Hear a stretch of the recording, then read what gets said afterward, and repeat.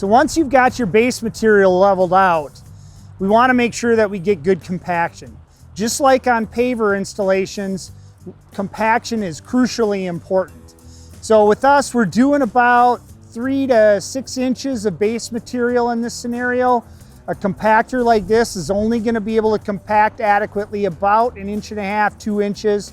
So we want to make sure we do our compaction in multiple layers. So we've got that set up right now to where we're at. So I'm going to go ahead and fire this up and do our final compaction before we do our bedding layer.